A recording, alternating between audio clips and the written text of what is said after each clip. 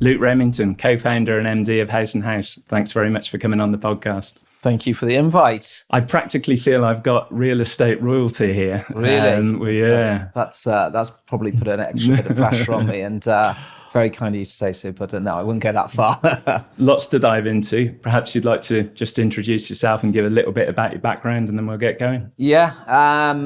You might want to shut me up at some stage, David, because I tend to I will if I, but I'm sure it won't be necessary. No. Okay. So yeah, been in Dubai since 2012. Started Haus with my two business partners in 2013. So yeah, we've done our 10-year anniversary last year. Congratulations. Things have moved on extremely well. Probably not as masterminded as a company, but as, Dubai in general. And, everyone's kind of kicking their heels, walking down the street, and how happy we are all to be in Dubai at the moment. So it's been a long journey. I've been in real estate since 1997. So obviously we've both got white hair, so we've plenty of stress we've got plenty of stress from the UK market and Dubai market. But yeah, just what a great experience, and how lucky we are to be here.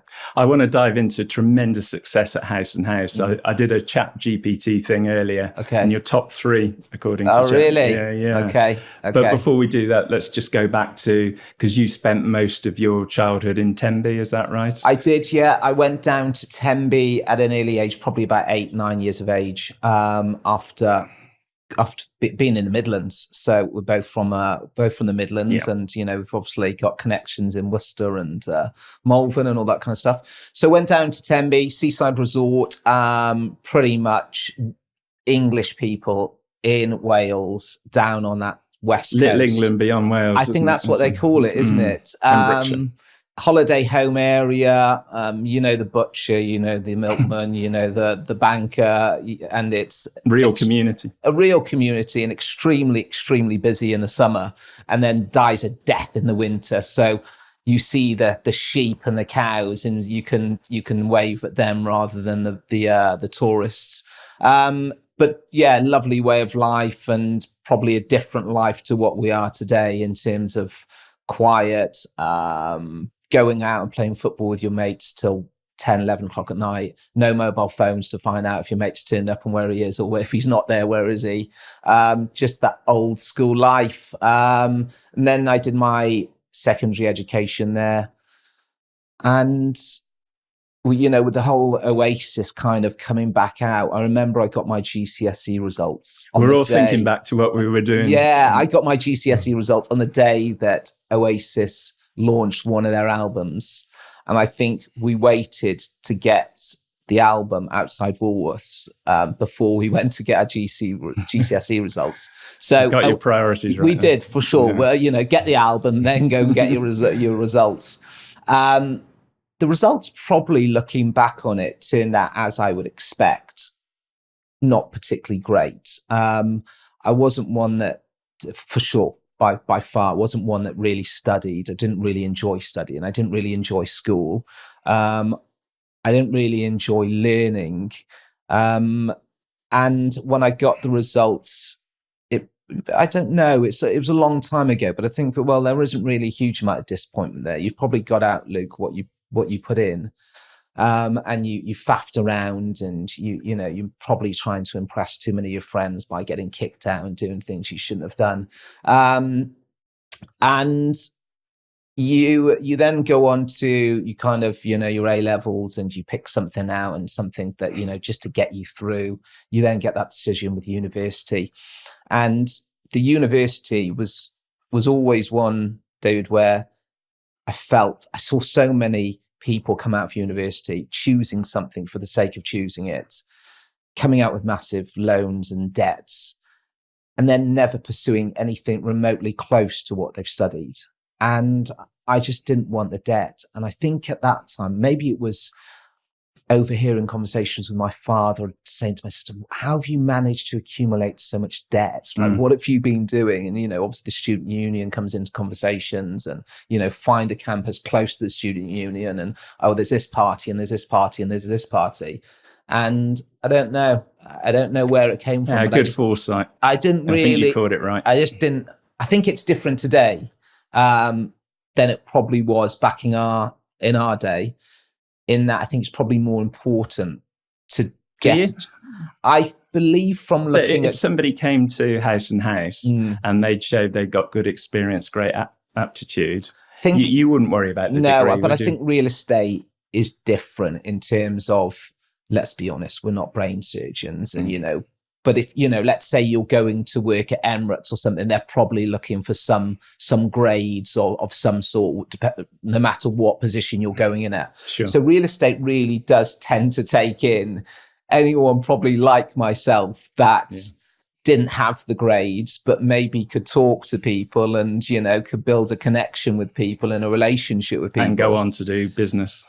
Basically, you could just talk your way out of things, right? And it's like those people, in the bar that will constantly go up and try and chat up a female, but they don't mind if they get turned down 20 or 30 times. Yeah, it's some people have fear of rejection, but those that don't normally succeed, don't they? So I decided to not go down that university route. It just wouldn't have worked for me. There's, I think, from memory, applied to, 5, 7 universities. Again, choosing the universities, you would kind of work out, okay, well, if I go to that university, there's more females to males, so better go there. So it just wouldn't have been for the right reasons. It would have just been stupid. So I decided not to go for that. So you went for a estate agency, as we call it back home. I did. I was playing football. It would have been in the summer. So you would have played football through the winter and it been raining, and certainly in Wales. So in the summer, you would have had a summer job, and you would have had all different people from all different professions at, say, after work time, between around that 7, 8 p.m. time. They would have finished their jobs and they would have gone for a kickabout in some nice weather. And I remember going for a kickabout with some friends, and all these different cars turned up, and you could see maybe the people in the banking were in maybe the Mondeos, and the plumbers and electricians were in their vans, and then a guy turns up in a BMW 325, a bit blue like this and metallic, and I remember saying to someone, "What does he do?" I want one. Yeah, that's that's a hell of a lot different to what everyone else is doing. You got the banker in the Mondeo and the solicitor maybe between the Mondeo and the Mercedes, but how does he do? And you kind of judged at that age someone's success, not necessarily, you don't see the size of their wallet or their bank account, but the size of the success. It's a status thing, isn't it? It wasn't designer clothes, and it's obviously that's come out massively in the kind of the last couple of years, 10 years. It wasn't in Tenby for sure. You weren't looking at no one knew what designer clothes was. So it was success was what was someone driving. And this gentleman was driving a nice car. He was pretty young. He's athletic. And I was like, I want some of what he's doing. So after the kickabout, I actually had a chat with him. And he said to me, come and have a chat. This may have been on a weekday, but come next Monday and turn up. So I remember turning up, having a chat with him, and he offered me a contract as it wasn't a youth training scheme, but it would have been you want the job. I don't know if I have a position, but I'll find you something. I'll try you out. And I'll give you, I didn't even actually ask what he was going to pay me. I didn't have any idea. You're still living with your parents, and you can fumble your way through things. But from memory, it would have been, I think, around £100 a week, maybe 150 quid a week. But it's like pocket money, isn't it? It was like pocket money. But I went into that job, and it's the first time going into an office. It was the first time putting on a shirt and tie since school, and the first time putting on a suit for sure. It's a real shock, isn't it? It is a shock. And, you've got people at all different ages, and you've got a different hierarchy. And this wasn't a massive company. It'd been well established. It'd been established in 1833. Tremendous name, 2 business partners. But I was literally walking around most of the day making tea and coffee. And if I wasn't making tea and coffee, I was given 1,000 letters to fold, to put in 1,000 envelopes. And these envelopes were the ones where you take the tape off and they stick. You had to put it across your tongue, and then you had cuts on your tongue at the end of the day, because it wasn't great, but looking back on it, it wasn't anything that I probably, it's like, well, it's everything in life. I have the feeling that everything is tough. It's not easy. Yeah, well, you served your apprenticeship there, didn't you? You've got to do right. You're doing the envelopes, but you're in the right environment. You're around you pick up a bit from that conversation, and you pick a bit up from that conversation, and you give David his cup of tea with 2 sugars and a bit of milk, and he's confirmed he's happy with that. And if you've got it wrong, don't get it wrong tomorrow or this afternoon. And then you may just pick his brains for a minute or two and find out a bit more about what he does, about what the accountant was doing, or what the viewers were doing, or what the valuer was doing, or what the manager was doing. And I just tended to try and get a bit of information. And there was no game plan going into this. So I'm not going to say I was going in there and thinking, right, I'm going to be here for 6 months. I'm going to absorb as much information, be a sponge. That was definitely not the plan. But I definitely, looking back on it, did take information from all different people, and some people that had been at that company for 20, 30, 40 years. And I was probably thinking, why would you stay at 20, 30, 40 years in a company? Yeah. It was really strange. And it was really strange for me to see that. But yeah, I did my YTS there. And I don't know, maybe it could have been 6 months, it could have been 12 months, but they moved me on to a sales negotiator tracked to a senior sales negotiator. And then the manager at the time had a bit of a difference of opinions on a leave form. He booked a holiday without getting the leave. The partner at the time said, you haven't booked your time. I've got other people off in the business. You're not having your time. So you've got someone that's booked his holiday. You've got someone that's not willing to give him his holiday. And then it became all right, well, I won't work for you. So I remember the partner coming in, and I don't know whether it was a bit of insecurity or, just being, under 6 foot, but I couldn't see above the desk really. That was, looking back, I couldn't see above the desk. And I remember the partner I was behind the desk, the business partner coming in, he was sitting in what you would call the client's chairs opposite, saying, the manager's gone, we're going to give you a go. Brilliant. And I'm like, God, no one's going to take me seriously. God, look at me. I look so young. I look really young for my age. I'm short. I can hardly see above the desk. And he just had he had faith, or he saw something in you, he must have seen something. I'll be honest, he didn't have a huge amount of choice, probably. He didn't have an array of different, he didn't have hundreds of brokers to choose from. I think I was one of about 6 or 7 people in that branch. One of them was in his 60s, so she probably wasn't in the mix. And then you had a few people that were. So I think what he could see is that he could throw anything at me. And if I didn't do it, I would have tried to do it. And I just grafted. I was, I would work late. I would be in very early. But I just had that grit and determination. Tenacity to just keep going into hard work, which is, you don't really need the grades for that. We don't get great. You get your English, maths, and your science, and your biology, and your PE, but there's no one giving you the hard work. And probably from my experience now and being in my 40s, you actually realize how different you are to others. And you probably, as you get a bit older and wise, you could probably look at others. You learn about yourself, don't you? You see it more, right? And, certainly for myself, at what would I have been doing? I probably would have been about 18 or 19 as a manager. Yeah. I think I was given a Mercedes, his old Mercedes, but I was said, well, look, bring in some sales and, we can change that next year for you. And, all of a sudden you were looking at this kind of metallic blue 325, and then you get your Mercedes, and you're still young, and you've got you've got your business card with manager on it. And it just went particularly well. I'd been in the town for years and years. I knew, you gave me a postal code, I could have told you what street it was. You give me the postal code, I could tell you what the prices were. So I know all this data has come into Dubai, and we're all talking about the data and how transparent it is. But you realise the importance of that back in those days. But it was there in those days. You could type in the postal code and you could get the prices. You could go onto different softwares and you could type in the postal code and you could actually get the boundaries, and, you could get the OS maps, and you actually could get a huge amount of information going back into the early 2000s.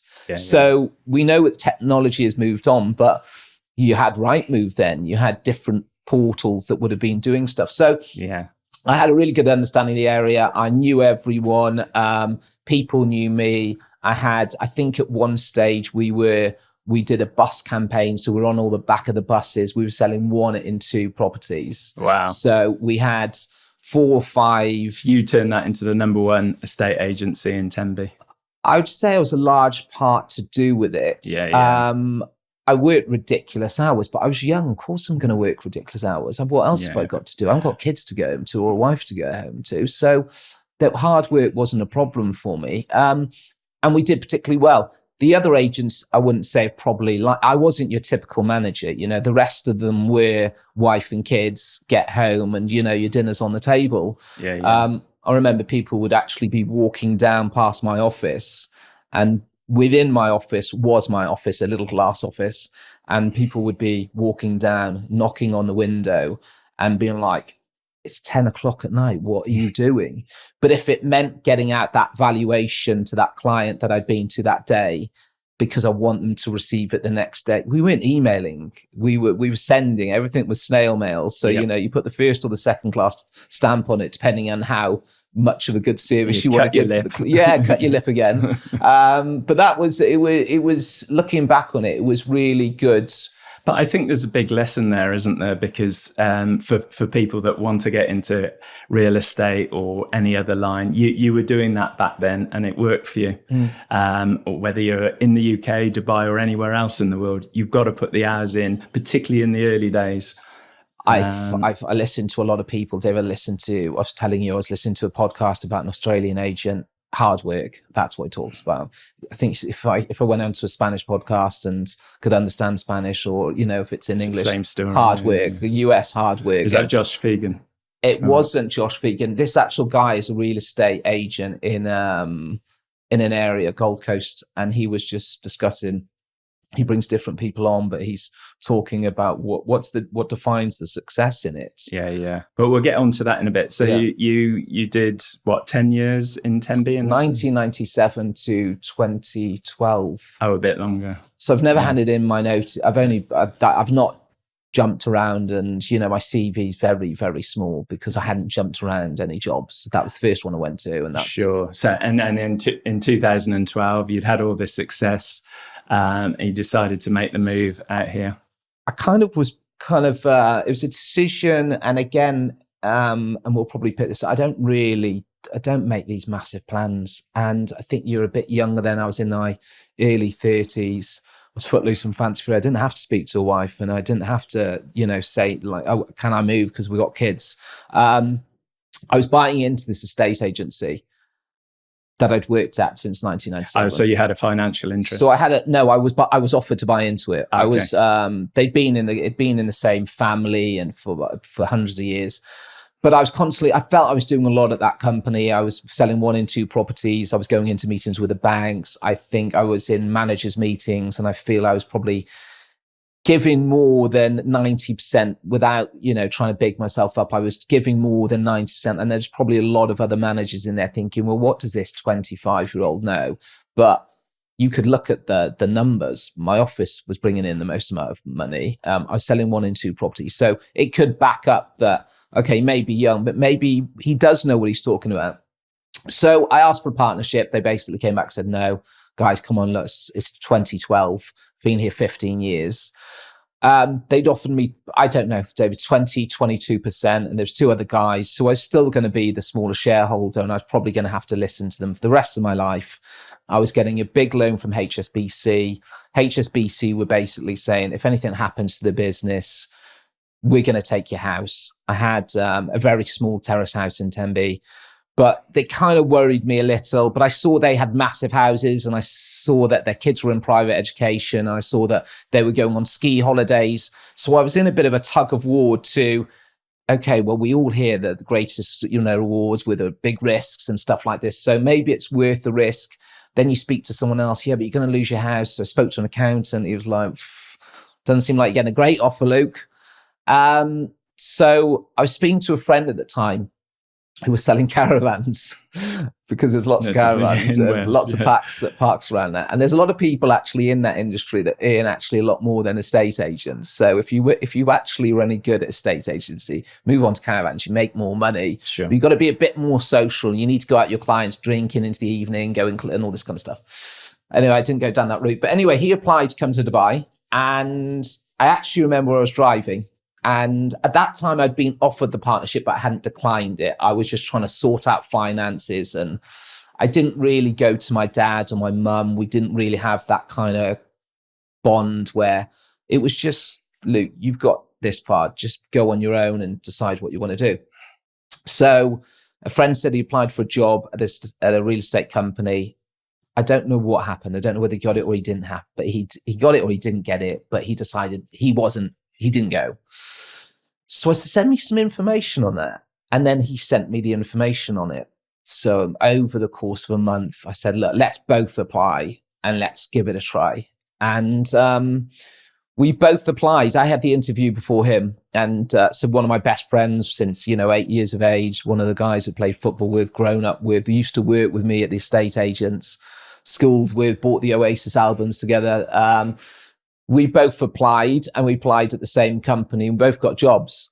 And I remember when we both got the jobs, I got the job first. So I remember phoning him saying, look, I've got the job. And he's like, how do you know? I'm like, That interview went so well. Yeah, it went well. Unknowingly at the time was how many people that real estate companies are taking on. It's probably not that difficult to get the job. And we do know that sometimes it's just a numbers game. And, if you don't get a job in real estate agency in Dubai, there's probably something wrong, isn't there? Anyway, this was back in 2012. So we both got the job and both got on an Emirates flight and didn't look back. Yeah, fantastic. So can we say which company? It was Allsopp Allsopp. And you did what, about a year there? I just did a year. I got the best newcomer. I had a really good time. Yeah. And I think it was, look, companies have changed and there's a lot of companies that would have been around in 2012 that aren't around today. So, but I wouldn't have gone to a different company. I've had a few guests on this podcast. I wouldn't have gone, and that's not. And I'm not just saying that to obviously keep the peace with Lewis or Carl or Mark or whoever. But they were really good. It was completely different atmosphere. It was going into a vibrant young office full of hungry people that were trying to make money, and all of a sudden you can see board with big numbers, and you've come from a place with. There were some dinosaurs in Tenby, I was sat next to a lovely lady, but she was 65, and I remember her putting a blanket over her legs at about 3 p.m. because she was getting a bit cold. So it was just different. And then, you're seeing that and you're seeing what kind of these guys are buying and what they're spending. They're buying houses for parents and they're buying massive cars and they're talking about stocks. And you were you were newcomer of the year. I was newcomer of the year in 2012. So that was based on your sales, obviously excellent sales performance. Yeah, I think I did.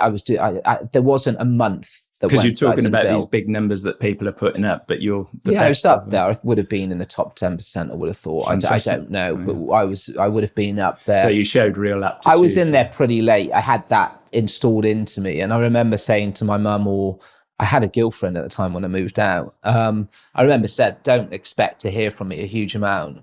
I was pretty much writing a contract to myself to say. You're 32, 33, pretend you're 34 because you're going to lose a year of your life. You're just going to go in and you're just going to do whatever you need to do because there was a bit of fear of calling back to Tenby and saying, can I have my job back? Yeah. So I handed in my notice and it was difficult. My boss was very close to coming across the table and punching me. He didn't take it well. Which again, looking back, he doesn't want to lose his star. He didn't want to lose his, and I was doing a huge amount, and we were, as I say, but he took it bad. Yeah, and I think there's a lot of things that I've learned throughout that it helps you learn to say, well, if there's someone on the other side of you one day, Luke, you don't need to maybe think before you react. Yeah. And but also flattering that he did take that reaction from the point, well, not flattering, but it shows what you meant to him. Looking back on it, but at 32, I didn't see that. No. I didn't see that. And I don't think anyone ever said. But that's been a bit of a pattern with you, not really seeing it, I didn't see it. And maybe it exists today. Well, I think it's quite good because I think overthinkers are a nightmare. Sure. Just get on with it. Because you just get on with it and they throw things at you and you don't dwell on it. I think, wasn't it... I think it could have been Guardiola was saying about Phil Foden, you know, he missed 3 shots, but he doesn't seem to think about it. And then he scores the 4th. Yeah. But the overthinkers, so I never overthinked it. And I probably actually done a massive U-turn because now I think a hell of a lot and it keeps me up at nights. But I never overthought on anything. And I never used to overthink on my results or my figures or, you know, the numbers. And people are saying, well, you're doing so well. And looking back, it was probably a trait in disguise that I actually really, really enjoyed and liked.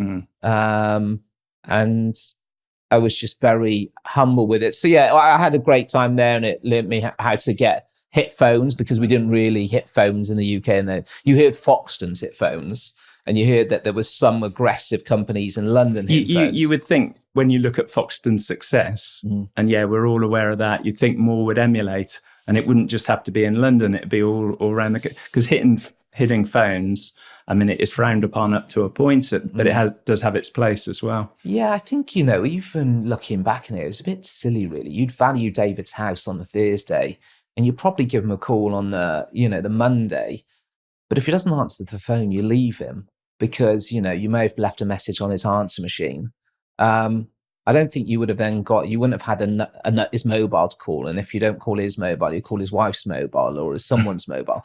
It was actually a bit strange looking back on it. You were so calm about it. Yeah. But you had that, and I had that feeling when you drove past a property and you saw the competitors' boards. And I remember that used to eat the hell out of me. And do you feel you could have done more now if you'd hit the phones? Oh, God, yeah. Yeah. I reckon I would have been an animal if I was today, in that place. Knowing what you know now. You would take it to and it could be like that now. I doubt it, but it could be like that. But if Dubai develops you into animals, so, if someone Dave doesn't answer the phone at 2:00, call him at 2:01, and then if he doesn't answer at 2:01, call him at 2:05. And the reason for that, in my opinion, is if you don't do that, you're at a competitive disadvantage. 100%. But looking back at my competitors then, we discussed one on the way up. I think he was in his mid-60s.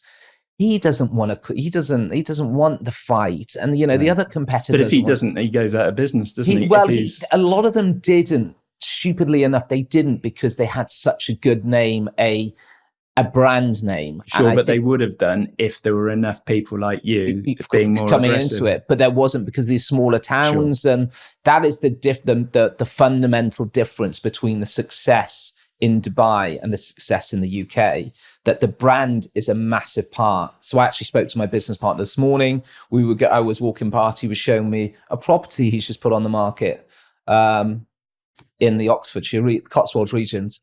And he had 2 agents. It wasn't a story. He had 2 agents. I said, why did you use this one? He said, well, he's been in business for 50 plus years. He's got the most amount of boards. And he seemed quite energetic when he came out. And the other one just didn't seem to really care. And I want someone energetic selling my house because it needs that. But a lot of the agents there, David, they're a lot. If you look at the average age of an estate agent in the UK, it'd be interesting to see. They're almost my age. Well, they're definitely, but it's people with wife, kids, husband, whatever. You're going to see a lot in your 50s plus. Yeah, and they've been there a long time, and there isn't the opportunity for them, generally speaking, like there is here. People don't, because they're building and building and building and building here, and they're going to keep doing it, and people are moving here. So there aren't enough agents here, quality ones. So young people come over, don't they? Yeah, and it was just. It was.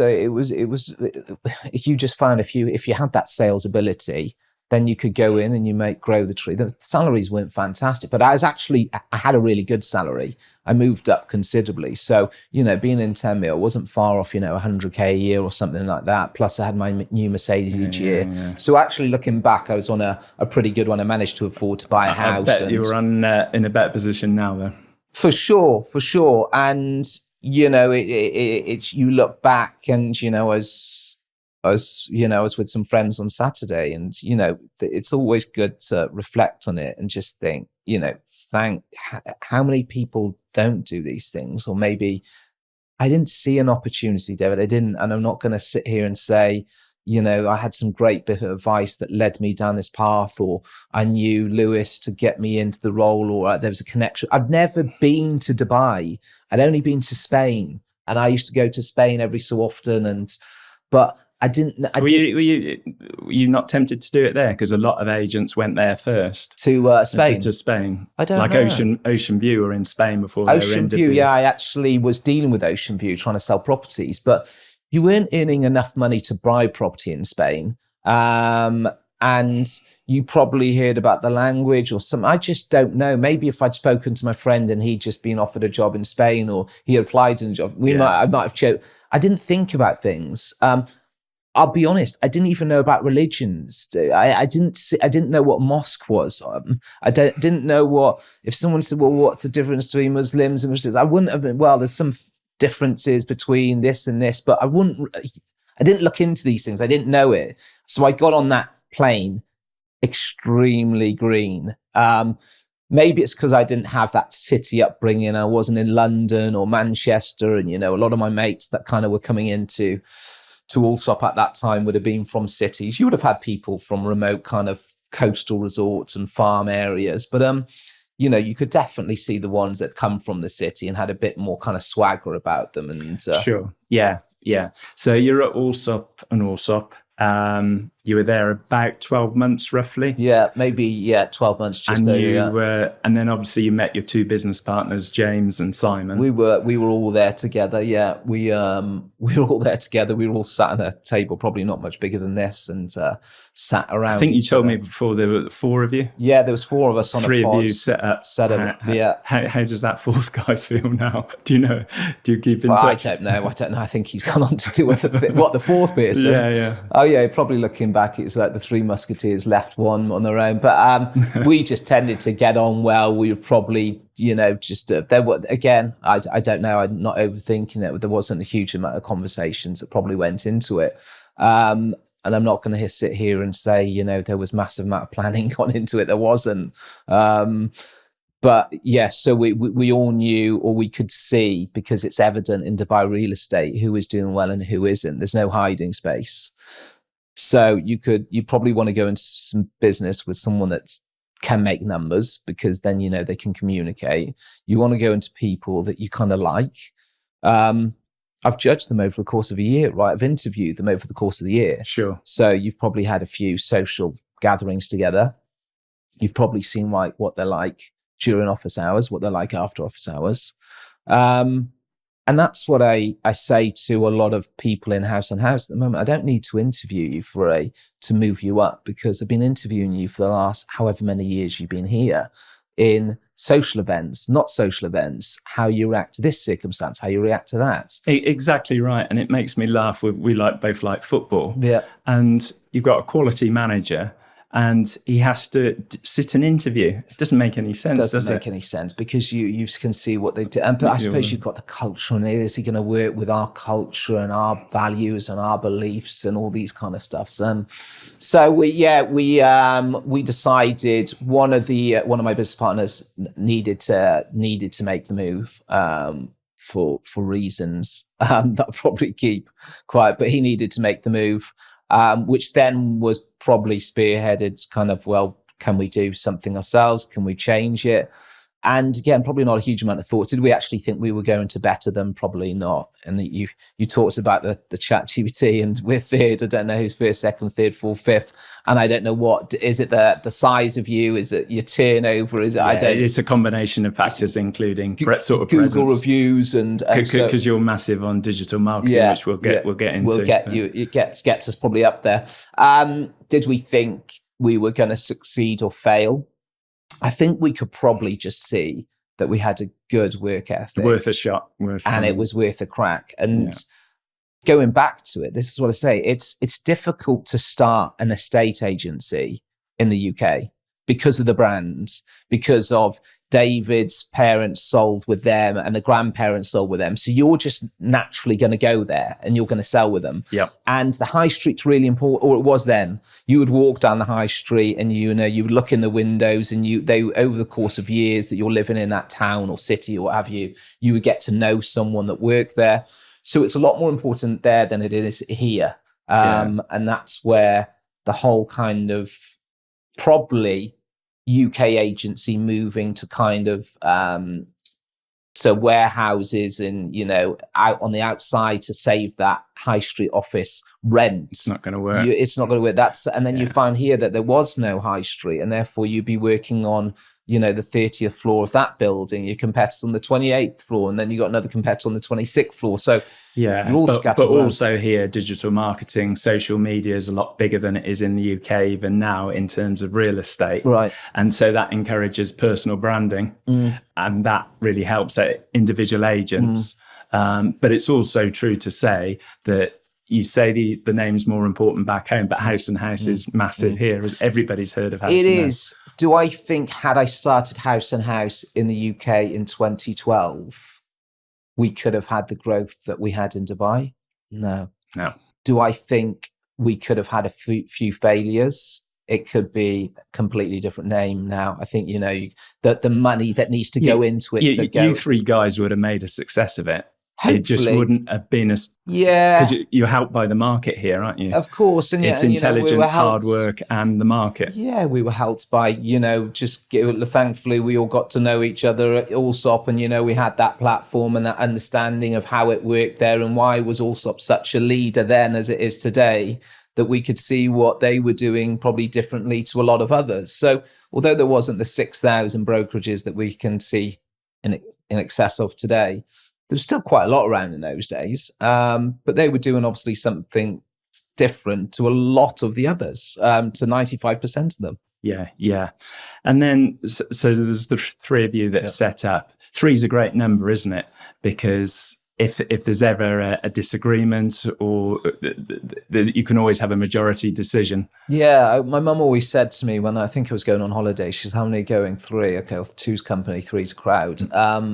But maybe not in business. Yeah, but in business, it's worked out well. But we didn't think about that. Yeah. But you're right in what you say. I think since 2012, maybe 1 or 2 heated, but certainly not kind of, it's, okay, we don't have, there's always, I think there's so much trust now that, okay, James, if you want to run with that decision, let's go with it. If you have that stronger belief on that personal decision, let's run with it. Simon, if you got it on that, let's run with it, and vice versa. I think there's so much trust now. I get that, and I get that there's trust now. What is absolutely remarkable is that you've got to, 11 years later, and in the first few years, you say there were no falling, there were very little. There wasn't. And that's remarkable, it's isn't crazy, isn't it? Because you hear about the amount, even I was listening to Simon Cowell podcast the other day, and the amount of bands that split up. Now I'm sure there's a lot more pressure and stress, and Now, you have a bit of pressure, don't you? Well, we do, and I think it's unknown pressure to the outside. Everyone thinks estate agents do nothing, but actually just get a massive. They just show people houses. Just open the door, crack on, and then you're going to get paid a load of money. A bit more to that, but it's remarkable, really, and thankfully we all have still got on, and there's been very little differences of agreements, and there's been no heated ones. And if there was ever a really strong difference of opinions between James and Luke, then the third person says, well, I'm not going to make you both happy, but I'm going that, and you've just got to accept there's 2 versus 1. And I think a lot of the decisions that we've done have thankfully paid off. We haven't made too many wrong decisions, I don't think. I think there's always kind of ums and ahs, and is that going to right or is that going to be wrong? Do your personality traits complement each other? I would say so. I think we've probably, the 3 of us have probably looking back on it, got 3 different personalities. But I think, we all knew that we're going to have to put in, like I keep harping on about, the hard work, the graft. And I think that's what complemented us. Simon's pretty laid back and chilled out. And James might be on the other end of the spectrum. James, if you send him an email, you probably send him one now, David, you probably get a reply in about 50 seconds. He's that quick at replying. Simon, if you send him one today, you might get a reply next month, and you might not. So they've got different personalities. He's probably the more creative one. Getting out there, getting stuck into it, being in the market. And so he was probably at, what we would be coming up for 20 years on freehold ownership in Dubai now. So he was out there around that time. So huge amount of experience, huge amount of, relationships within the developers and that kind of part of the sector. So we've definitely complemented each other. You're really good at this, so you do this, and you're good at this. Who's the enforcer? Who's the one that, when you're running a company of that size, sometimes you need people to make, well, I'm sure you all make tough decisions, but who's the one that handles that? I would say it's just changed massively. The company's changed, and I think, we're pretty quick to react. And that's something that has to change, because the company's gone from the three of us to probably in excess of 500-600 people. Is it really that much? Yeah, there will be when you look at all the... I think the last time we spoke, it was 300. Yeah, so today there would have been in excess of 30 people start with us. And, you're going down trainer, multiple trainers now, and multiple accountants, and, tens of admins, and, drivers and motorbike riders. And then you've got all the different divisions, maintenance, property management, off-plan's department, which Simon pretty much heads up, is extremely big. And, it's a part of the market that's obviously huge, isn't it? And what we've seen going on 50% of the market. Exactly. So it's somewhere that we had to go into and we had to exploit it. And I remember before COVID, or just, when we talk about the COVID period, all the off-plan departments were closing down because no one's buying off-plan. But then it's just complete role reversal. Simon obviously knows it, and he heads it and leads it. The enforcer, it would have changed year on year on year, and different management have come in, and there's different structures and layers to the business. Sure, you got people. I would have thought James or myself probably would have been. I would have thought, if you go back 5 years, it probably would have been me. I think I've relaxed more in the last 5 years, where James has probably become more of an enforcer. That would be my gut feel. Don't think they'd disagree with me on that. But Simon's, if you just have a good chat with Simon, you'll unless he's got Simon's take it, or you either got a really strong opinion on something, or it's actually just run with it. And nobody dislikes Simon. No, he's just a very likable. Have a coffee and have a chinwag and go on from there. You've had this tremendous success. We've talked about hard work. Can you talk about maybe culture, other areas that have helped you? Yeah, Josh Fegan came in. We had a list of values. So this is a trainer from Australia. Josh is a trainer from Australia who was he was introduced to me through a CRM system in the UK. There's this guy in Australia. He's really good, and you might want to get in touch with him. I'll hook you guys up. So I remember we shared a few emails. And I got in touch with Josh, and then I think he was passing through Dubai on his way to London to do a Rightmove conference. And he said he would stop off and he wouldn't charge us for the flights because Rightmove was paying for it. So we saved the flight. But I remember looking, wow, you're in that much per day? But I think we took him for a day, and it was like a huge and important and a massive amount of money. Massive amount of money for us today, but an easier decision to make today than it was going back. So Josh came in, he looked at all these values and he looked at all these things, and he's like, well, what are your values? And we're like, well, they're on the wall. And he's like, can you name 5 of them? I think there was 40. And the 40 had been given to us by another company or something that we'd seen. So there was something on the wall that maybe your customers could see and look at, but it was ones that you just didn't know and you had no idea about. So we brought that down to 5.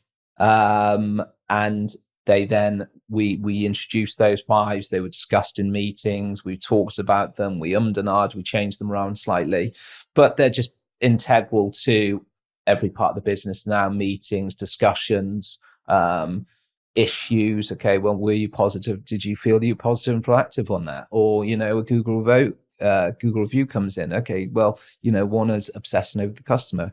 Do you think that shows obsessing over the customer? Or, training, we listen and learn. Well, do you feel that you're listening and learning? Because where do you feel you are compared to, say, 6 or 12 months ago? So values are an important part of it. How much of the importance goes to our success, I don't know. And the culture's always changing. And, when you're taking on this amount of people, it's very difficult to keep the culture, isn't it? And yes, it becomes more when there's 3 of you, or when you're expanding initially. Massively then it's easy. And I think I'd never been at a corporate, but Allsopp, we're on the expansion. Your first corporate's your own. Yeah. So Allsopp was getting large. And I think at that stage of me going, they were in discussions with moving to Business Bay and taking a floor. And that was massive news, go back, 12 years ago. So I don't know if I wanted that, but if someone had said, well, what is a corporate? I probably wouldn't have known. Yet today I hear you're going corporate. And then on the other hand, you can look at what corporate is. And I think we're far from corporate. And, you can pick up the phone to James, Luke, at Simon at whatever time of day, and you're going to get an answer, or you're going to get a reply. Or, yesterday was Sunday, and then I've got a 1-hour meeting with one of the brokers because they're massively upset on something. So don't think you get that on corporates. And I still think we try to remain that we are here. And I think we're probably there too much to help and guide, where we become really reliant on, to the extent that, well, I don't want to work as hard because you've got so many clever people these days. But if I don't want to work as hard and I can get Luke to do a bit of my work for me, then it means that I've got a bit of easy life and he's got the experience. So, but you can't do that with 600 people. Yeah. So systems have to come in, processes have to come into place. But I believe that, we have a very transparent business where all the brokers, and again, having a coffee this morning or meeting one of the brokers this morning, he was speaking to a new starter, and the new starter was quizzing him on something. He was just telling me, and he said the grass isn't always greener, and this new broker said, well, is there different systems and processes in different agencies? And this guy said, well, no, but I've been here a year and I wouldn't dream of leaving here. That's and I great. wouldn't dream of leaving here for 80% or 90%, which we hear is being paid these days. And we're not one of those agencies. So the culture's good. And you're always going to hear these things. We do our exit interviews, and, we do lose people, and there's people going to join other companies. It's inevitable, because they're going to want to do what you did, aren't they? They're going to want to set up their own, or they're going to go to an agency where maybe they do get a higher percentage. And people have, and you got to shake them by the hand, and then they go on and they do that. Or and a few come back. I had a message from a lady last week. She wants to come back, but we won't do it.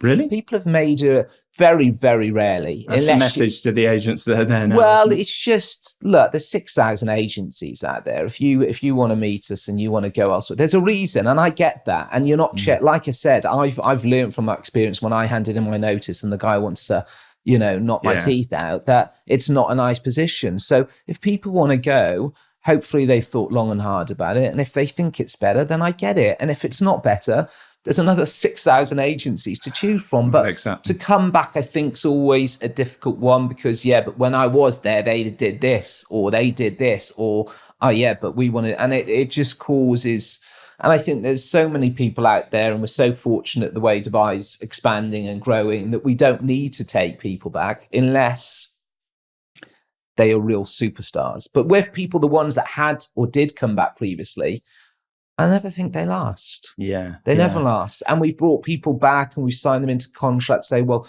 we'll take you back, but then you've got to sign that you're not leaving for X, Y, Z. And if you do, you're not going to go into, and it's just like, well, we don't want to put all these we're not signing Premiership footballers, are we? So we don't want to put people tied them up. But like you say, there's enough agents out there that you can take on more. And it was quite noticeable when just over a year ago, I did the RERA course. So the course that you need to do to qualify as a real estate agent in Dubai. And it was,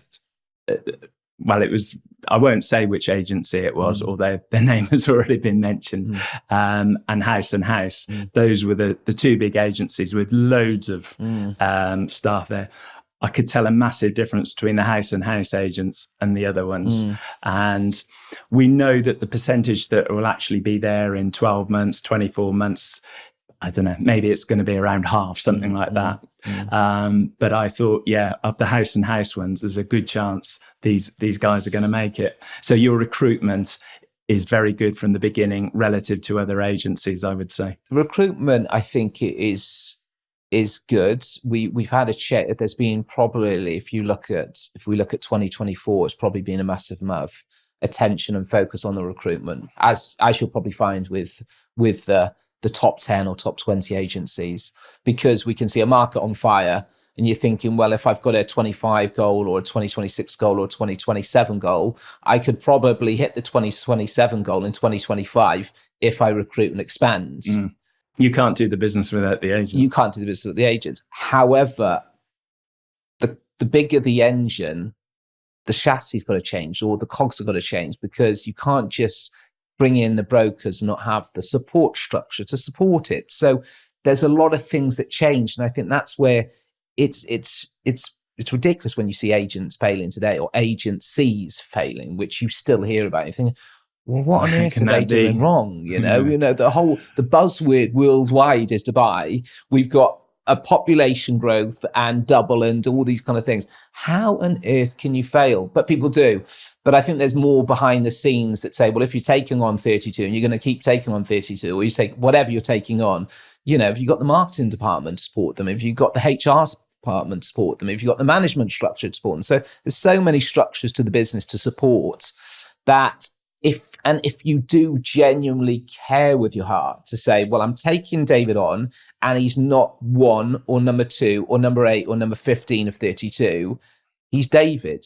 And I want to ensure or do my utmost for David to have success. This is the difference between a lot of agencies, because a lot of agencies employ numbers. They don't care about David. They don't know David's name. And if he succeeds or he doesn't, it doesn't really matter. Absolutely. And I think that's what we really did differently. And that would have been a huge amount of pressure on not just the recruiters, but James, Simon, or myself to, speak to people, to get involved, to understand, well, what is it you like? What is it you don't like? They don't like a lot of things, but can we really change that? Or are you asking for, it's like going out and, going out to all your staff once or twice a year and saying, your staff surveys, well, what do you want? And it's like me going to my 8-year-old and saying, can you give me your Christmas list? You're not going to get a lot of those things. And, an 8-year-old's not going to get a new Ferrari, but But they're not at other agencies either, but they're asking all these things. And it's sometimes like, well, you're asking them what they want, so of course you've got to expect it back. So let's ditch that, because it doesn't work. But it's culture's been a big part of it. Josh had a huge amount of importance on that, and I think our genuine belief to be good people and to treat everyone like it's your mother, sister, father, brother, whatever. And if you're selling them a property, you're renting them a property, you do it with that in your head, rather than, I just want to make money, commission breath. The money will come, won't it? If you get the principles right, if you get the culture right, then the money will follow. 100%. But you're trying to explain that to new people, with an average age of maybe 25, 24. But if it starts at the top, at least you've got it there. And some agencies don't do that. Yeah, that's it. Right? And then you try and instill it, as you say. Maybe. I don't know much about the other agency, and you hear things, and, I don't do many interviews. I'll be honest. James looks after those, but we hear things good and we hear things bad. But a lot of the things we hear bad is, well, people are going to say that because, a majority will want to say, well, I didn't have success there because of and it's like they got this personal vendetta and they screwed my life. But if you probably spoke to the manager or the owner, you'd probably, well, you're not turning up till 11 o'clock and we don't see you for 3 days a week. Hearing one side of the story. It's very difficult, isn't it? Until you have that an hour and then you've got to determine, well, are they going to be a hit or miss? And you're giving them an hour, and you're giving no salary, and you're expecting that. How do you can do psychometric testing, David. You can do interviews for an hour, but people are really good. And I think they're better these days because of the social, of being like, I don't know it, because Richard Branson said, well, if you don't know it, just give it a go, just bluff it and give it a go. Well, if everyone's going to do that, they managed to bluff me, they managed to bluff you, and they managed to bluff everyone, they get a job. And then you're kind of, well, no wonder there's probably a large amount of brokers that don't work out. Because again, you've got the agency saying, just turn up, I'm going to give you a list, you're going to call our database, and you're going to call 40 people a day. And if you do that, you're going to be a success. But if you get someone get out the car who's very vanilla, or they can't have a conversation for longer than a minute, it's not guaranteed success. So you can throw all the hard work at it and they can do 11 o'clock viewings at night. But if you've got someone that's just even the way they look, sometimes, you don't judge a book by its cover, but we do, right? Yeah, absolutely. So there's so many pieces to the jigsaw. And I think we've just been fortunate to have a really good management structure over the last 5 years. And I think a massive part of our success, and I've never said this to James or Simon, but I think it's when we probably recruited our first recruiter. Because I think once you get that in your mindset, and it's a big salary, and at that stage where you're not really a salary company, but you maybe got your graphics person, you haven't got a head of marketing, and you haven't got a head of HR, and you're just covering all bases very lightly. The recruiter, I think, was a turning point for us where we need to get bums on seats in order to grow the business and make sure that the vehicle is the right. It's a focus, isn't it? It is. And it's just having that kind of, and I think we are laser focused in what we do. Yeah, fantastic. Just before I let you go, we're both from the UK. What are your thoughts on the UK at the moment? It's under a massive amount of pressure, isn't it? It's sad. And, I would say I'm quite patriotic. And I think, I was actually dropping my daughter off at school. She started school. She's back at school term. She didn't start school. She's back at school term. I met the teacher, and it was a new teacher, and she said, "Oh, thank God, someone English." And I'm like, I don't know whether that's a good thing to say, but we are a patriotic bunch, I think. And I think that's what her enthusiasm was. Well, as an English person, I think we are patriotic, and we see that in sporting events, but it's under a lot of pressure, like the world has been, other than Dubai. And that's what I would remind a lot of people, being like, well, we're under pressure, but most of Europe is as well. And the US is under pressure. So if we actually looked around the world and wherever we are, and we said, where can we go today and really have some success and have some sun and have safety and have all these extra things, where would it be? I don't know. I don't know where it would be. Some people say South America, and some people say this, but Dubai is one of these ones that jumps out. UK's under pressure. I believe they'll turn it around. Whether it's going to be a change of government that will do it, or whether the system's been put in place by the previous one. I bought a property last year in the UK in central London. I think central London will always be a great place. I think it's got something that I can't put words can't describe the feeling I get. It's so different from the rest of the country, isn't it? It's phenomenal. Yeah. And you can go to the one that would be similar would probably be New York. But I've not been to, I've been to Madrid, or you've been to Paris, or you've been to other cities. London has something that I just don't think money can buy. And I can't, whether it's the red buses, or you can buy those, or is it the guys or the ladies walking to work and they're laser focused and they're walking down the high street and they've got the cold air coming out there, but they're like racehorses because it's fast paced, it's busy, it's just got something. So it will bounce back, I'm sure of it. Sterling is on a bounce, it's on a high. There's a good predictions out there. Good for selling property to the Brits. There's lots of us coming out here, right? Yeah. But that's what I say. It's not just Brits that are coming out here. There's so many coming out here, because I think the whole world's Dubai has opened their arms and said, if you're worried about safety, or if you're annoyed by taxes, or you're depressed in your job and you want some sun, not for the 6 months a year, but for 12 months a year.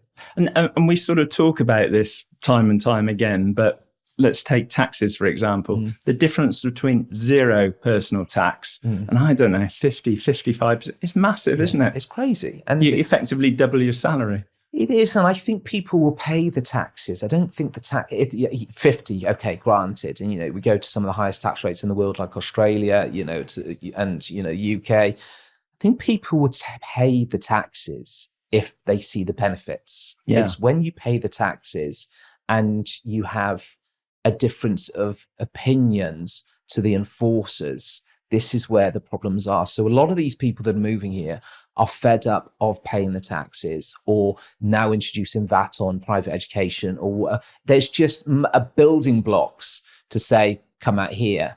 And even with corporate tax that we're now paying, you're happy to do it because, I don't know, we have storms and there's massive floods and they deal with it remarkably well and remarkably quickly. Incredible. But they then managed to put an 8 billion dirham system in place within a week or less than a week to say they're going to sort drainage. And you're thinking, well, if we can all start paying this corporate tax, this place is beyond belief now. It's going to be a rocket. And that's what I believe it will be in the next 10 years. It's going to be such a dominant force. And I can't see me going anywhere else. And I can't, as a lot of people I speak to have that same vision as I do. So we call home home. We'll always have a love for it. Some things don't go well, some things don't. But whether you vote for the green, the red, the blue, yellows, there's not a huge same result. There is, and that's what I think we're all like. Well, what's the point? We don't have the media, and I just think that media at home or worldwide, other than some countries, it's just depressing, isn't it? Even you're going in to do your valuations in the UK, you can see Mr. and Mrs. Jones, they're having their cup of tea, but in the background, they've got the news on. There's no volume, propaganda, but you've got all these subtitles, and it's like you're reading that, you're thinking that's going into the subconscious, isn't it? It's subconscious, and then what happens is you walk into work and you walk past the guy selling newspapers, and you've got 20 different coloured newspapers, all with horrendous front covers. So it's all been sucked in there. So I think the generation that are coming to Dubai and the kids, and you just going to escape a lot of this, and I'm sure there's other things that they would get in place of it. But even going into meetings, David, even going into the malls on the weekend, there's energy, there's a buzz, there's a certain class of people, there is safety, and I think you just feel completely different to being back at home and having pressure and tax and rain. Weather's a big part of it as well, right? If you go to London, or certainly even Malvern in the summer, it's a lot nicer than going in October, November. Yeah, definitely. Well, the future's really bright here. Fantastic to get your insights today. Cheers. Really appreciate you coming on. Thanks, Luke. Cheers, David. Thank you. Cheers.